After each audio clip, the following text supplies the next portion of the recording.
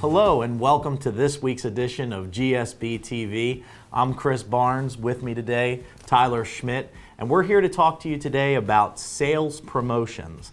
And really, it's not rocket science, T-Man, but ultimately, let's just tell the folks, what are we talking about when we're talking about sales promotions? So first, we're going to define what a promotion is, and then we'll get into some of, what we're talking about, some examples and ideas for these promotions. But, obviously a promotion is just a short-term offer to help generate, ideas, maybe roll out a product, or generate more sales for your company. So now, let's talk about what some of these ideas for promotions might look like. Sure, absolutely. One is very simply a contest or a sweepstakes. You see a lot of people talking about different contests or sweepstakes that they're running. It's important to understand the difference. A contest, there's some skill involved. So it's people competing maybe against each other to win something or prize. But a sweepstakes is just a random drawing. So maybe if somebody purchases a product within a given time frame, they're drawn out of a hat at the end of that time frame to win a given something. But a lot of times those will drive sales for a short period of time. Absolutely, and that along with a refund or potentially a rebate, which you see a lot of times. And the idea there is obviously you make the customer happy, you send them back some money, maybe they purchase something from you, but also you're gathering their information. And you want to be able to gather their information so that you have that to put into your database. And it's the same thing that goes along with the sweepstakes and the contests that you talked about. Generally, the idea is the more information you have on your customers, the better off you're going to be. Not only creating these promotions, but obviously developing your business as well. And another type of promotion is one I think most people are familiar with, and that's coupons. Everybody loves coupons. They're clipping coupons. Everybody thinks it's always the little old ladies, but it's not. A lot of retailers, they have coupons. A lot of products will run coupons as well. But two things I want to say about coupons. One, I think one of the most famous coupons of all time is Bed Bath & Beyond, right? Everybody knows Bed Bath & Beyond. They always have their 20% coupon. It goes out every week. I'm shocked anybody ever pays full price at Bed Bath & Beyond, but you better believe that they have that built into their pricing. But they always use that 20% discount to get people into the stores. Another one is a company called BombTech. BombTech is actually a small golf, I guess they make equipment, and they make great equipment, but they don't compete against the big boys, TaylorMade, Callaway, all that kind of stuff. But they just came out with a new product, a brand new driver.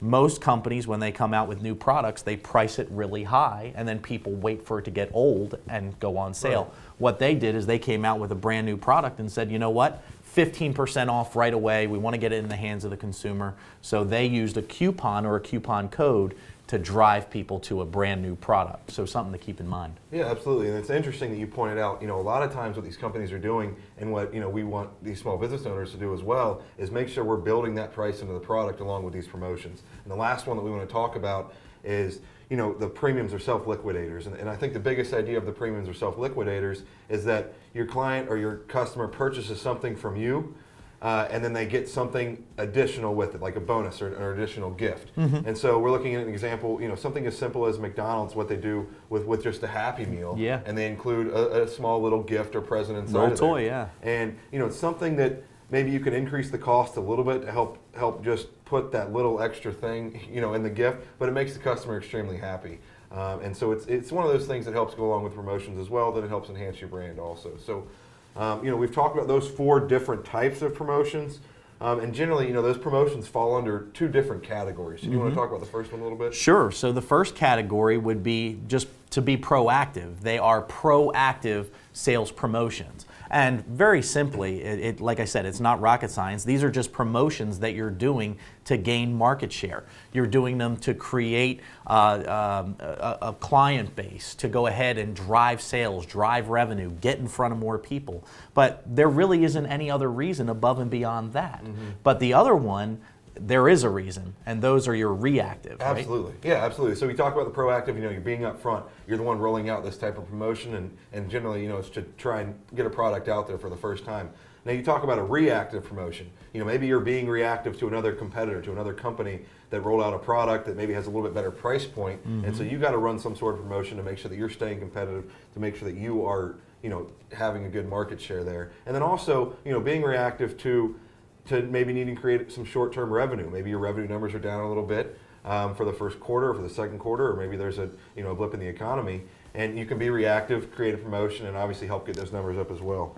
And then finally, one other way to be reactive, to help with you, would be if you have an influx or too much inventory, and you need to get rid of some of that inventory. So, if you have too much inventory, run a promotion, you can get those inventory numbers down and maybe develop some of the other products, or have space for the other products that you're trying to work to sell. Yeah, one other promotion you see under reactive typically is the very stereotypical going out of business sale, right? Or the fire sale. These are things that they just come up and they happen, and so they run sales promotions that way. So the only other thing I would mention to you regarding sales promotions is you do run the risk of doing them too often. Okay? If you do them too often, a lot of times people will say, well, I'm not going to buy now. I'm going to wait because they're going to run a sale. I'm going to get a sale, next week. They send it out all the time.